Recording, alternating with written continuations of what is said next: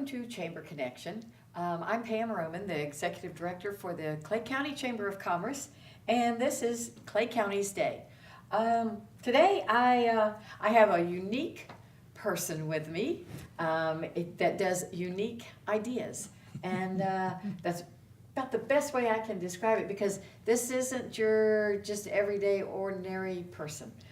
This is Kanute Rarey, and he's a good friend of mine. We've known each other before this and have socialized together, so I can honestly say this is a wonderful person. Kanute, I know you're with the Mountain Area Storytellers.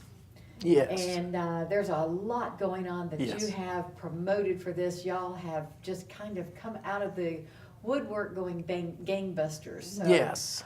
give us an idea. What exactly is the Mountain Area Storytellers, and how did you come about it? All right. Well, Pam, good day. It's good to be here with you. Thank you. And we talk about stories, and some of them are tall tales, and I feel like your introduction of me may be a tall tale too. I appreciate how gracious you were about. I was trying to get into it. Thank you very much. Well, Pam, it's been interesting. You know, we all have stories across the mountains. You know, folks that live up in the mountains, folks that live down by the ocean, folks that live in the big city. We all really have stories. We have stories that our grandparents and our parents have told us, and friends have told us. And Yep. so, yep, I have quite a few myself, which Right. hopefully some of them won't get out. Yeah, right. Well, what happened a few years ago is that for me personally was that I retired, and when I retired, I was looking at interest, and I thought, well, I'm never going to be able to memorize all those lines to go to the theater and be on a stage play. Yeah. Didn't have the time, was running around. So I took a course at John C. Campbell Folk School, and when I took that course, I took a course on storytelling, and that really opened my interest up to storytelling. And along the way, then I began to meet and to learn about storytelling in places, festivals for storytelling, and so I really enjoyed that and began to write some stories and draw pictures of stories and things. Stories can come from anywhere. Right. And as I began to get my interest going, John C. Campbell Folk School does a lot with storytelling. The Georgia Mountain Storytelling Festival, which we'll talk about in a little bit, is over in Blairsville, and they have storytelling. There used to be in Hayesville, North Carolina, there used to be a Lies and Pies. Down on the Yeah, square. from Yep. about 2006, from 1999 to 2006. Yep.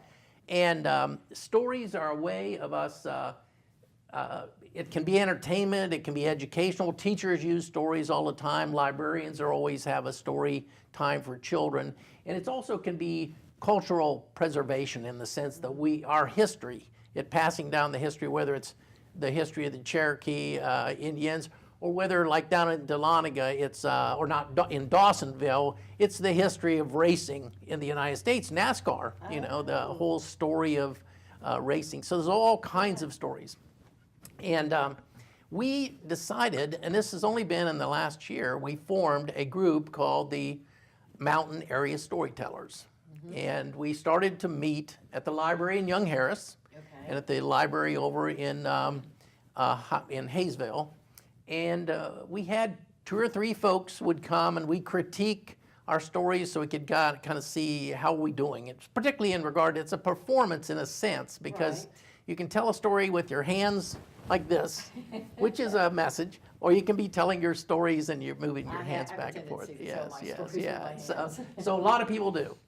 And so we critiqued our stories there, but we only got 2 or 3 people. So it was kind of unfortunate. We felt like we would like to have more people, and we would love to have more people listening, because if you've got stories, you got storytellers, but you don't have much if you don't have people listening. So we need that. So we needed story listeners.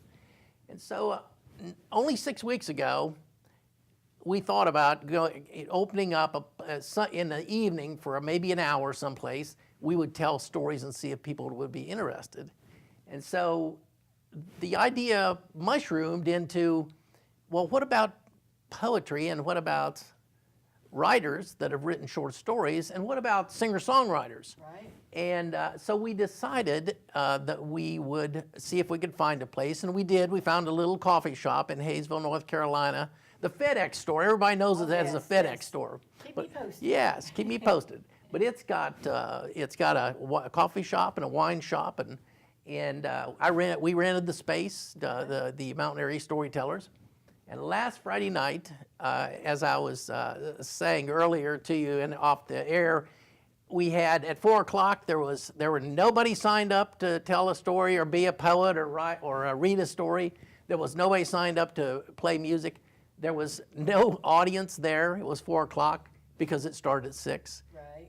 So we didn't know what was going to happen. But at 6:15, 6:30, we had 56 folks show up And that's how they do it. to up here. listen. Yeah, that's how they do it. Everybody yeah. waits to the last minute to, Yeah. to go. Yes. And but Yes. 56 is fantastic. Yeah, 56, and we can fit a few more in there, of course, next time around. But we also had 10 people show up and sign up to five storytellers and 3 poets and 2 writers, and so we had a great mix of folks that came out. And nobody has to be an expert. Nobody don't have to be professional. You just have to have a heart for what you're doing. And get up and tell your poem. Get up and read your poem and read your story and write and tell a story that you may have written or one that you memorized. So we had a great time. We're going to do it again. Oh, fantastic. Yes. I know I missed this one because Yes. we had a previous engagement I had totally forgotten about. Yes, yes. And when I got home, my husband said, wait a minute, we can't do that. We're supposed to be at so-and-so.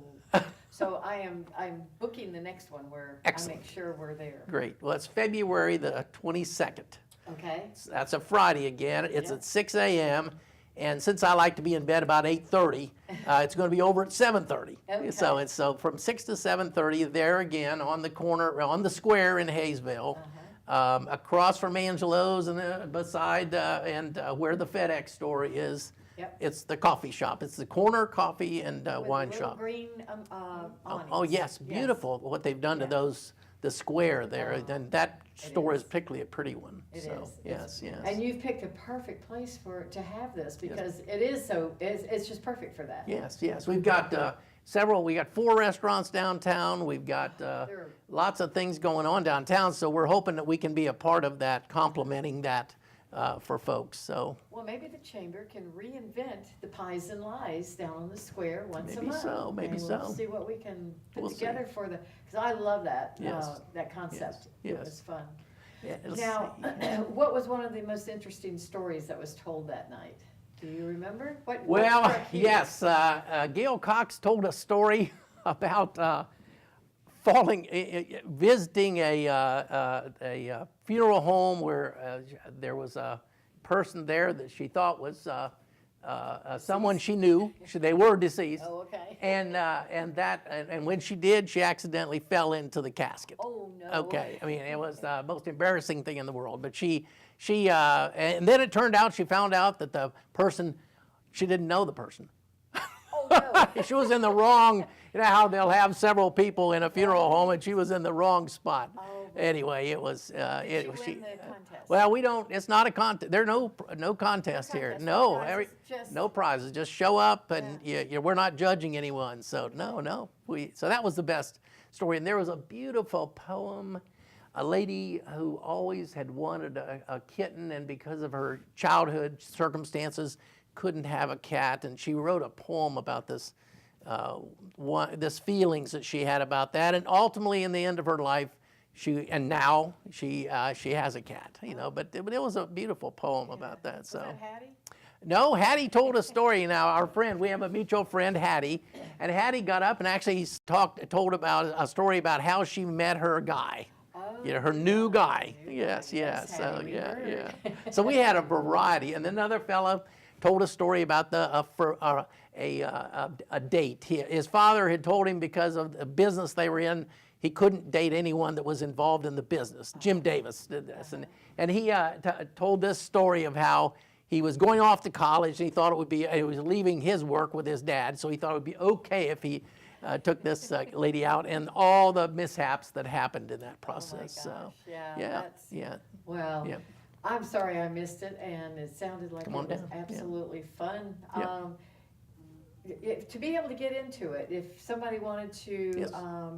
sign up, Yes. how do they go about signing up? Is there a number for them to call? No, it's because we're Show up and we're sign show up, sign up, and stand Okay, up. all right. So we're looking for more singer-songwriters. We didn't have any musicians this time, but we're getting the word out to folks around Right. more around that. Oh, I So know several songwriters. Yes, yes. Yeah.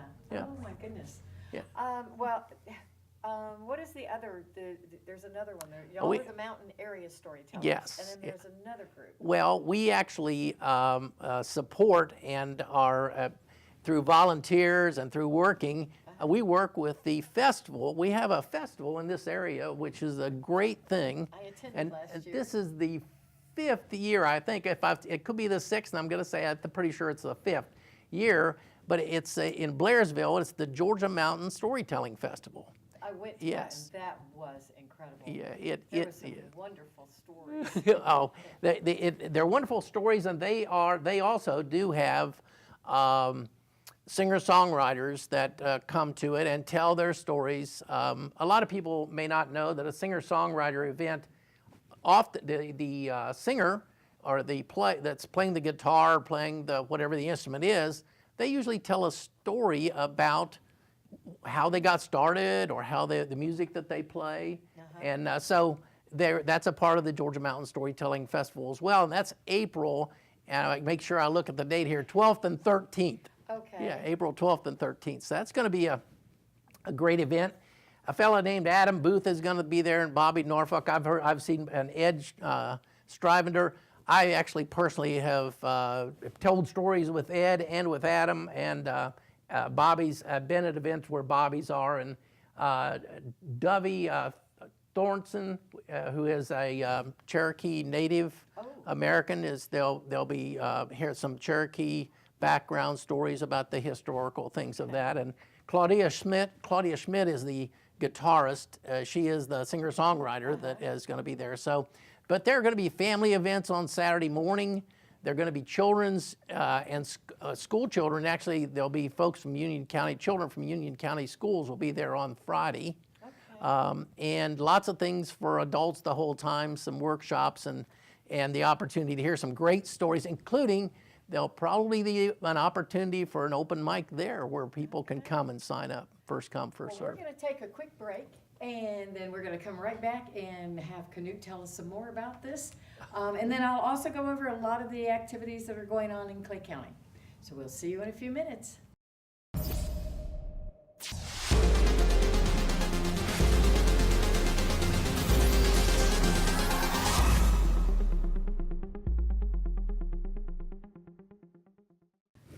Welcome back to the Chamber Connection.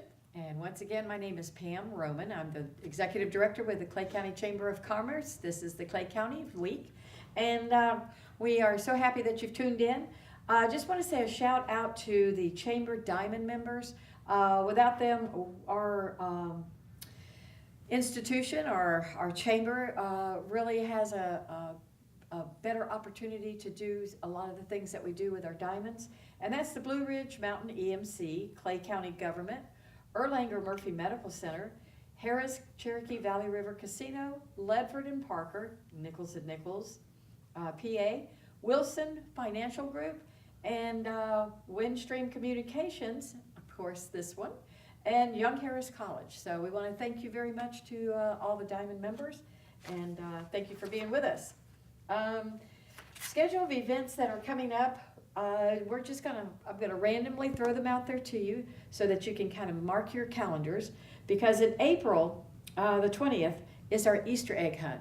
The Chamber every year hides 6,000 Easter eggs out in the park, the county park down by the river or the lake. And then May 4th, we have the golf tournament. It's the Chamber Fireworks Golf Tournament. That is something that we need to keep going in this town, is our fireworks. Yes. So we put the golf tournament on to help provide the money for it. July 4th, of course, is our fireworks. August 31st, we had the Butts and Spuds down on the square. That's a fun time if you are a cooker, that you like to cook butts and, or anything. Actually, this year, I think we're opening up to just about anything you'd like to cook. And that's August 31st. October 19th and 20th is going to be Pumpkin Chunkin'. That's coming around again. And then, of course, November 9th and 10th is the Candy Cane Market. And December 7th will be our lighting of the square. So those are our events that will be coming up, and we're all excited about them this year again. So here we go, starting off 2019 in the right direction, I think. In February, Dr. Smiley, it's the third Monday of each month. So the third Monday in February, I believe, is the 19th. And Dr. Smiley, he is the dentist that's down there next to United Community Bank. Be sure to come. It's 5:30. Canute, we would love to have you there. That way you can kind of tell one of your quick stories. All right. Also, the Historical Arts and Council, they are looking towards renovating the old jail museum. Now, this was built in 1912, and they are in desperate need of people to help out building. Not only that, but some money for repairs and restoration. It's investing in our future by keeping the past alive. And if you'd like to know more about how you can become involved in it, I have applications there at the chamber. You can call us at 828-389-3704. But the old jail museum, we really don't want to lose that, and it is kind of decaying now. There's a lot of structural problems with it. We also have 4-H volunteers can help in so many ways, leading a club, teaching youth, serving on a committee, or organizing events. Now, how can you help the youth of Clay County? You can call Julie at 828-389-6305 to be a 4-H volunteer. And that is a worthwhile activity that I think everybody should be involved in. All right, and I'd also like to say a shout out to Kinetic TV. Thank you so much for sponsoring this Chamber Connection. I know all the chambers certainly do appreciate being able to come on and tell our story and bring on people that you may not have ever met but might become your next best friend. So Canute, let's go back to what's in your bag? Ah, my bag. Yes. You know, this is my story bag. Your story Yes, bag. my story bag. So it's full. If I don't have any other idea come to mind, then this is one of the ideas that, well, I'll just reach in there and pull out something. Okay. So, Reach in and pull one out. well, let's see. Well, now that's a test right there because.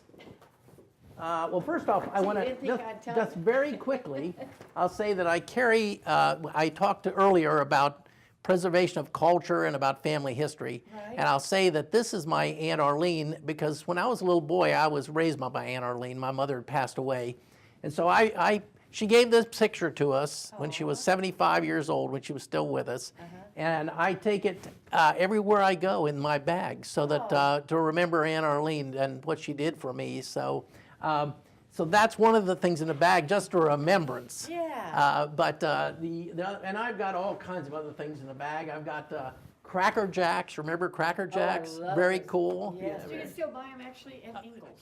can you? Oh, it's Yes. great. And I've got a story about Lucky Charms right here. And there's a story because this Lucky Charms has a dollar taped to it.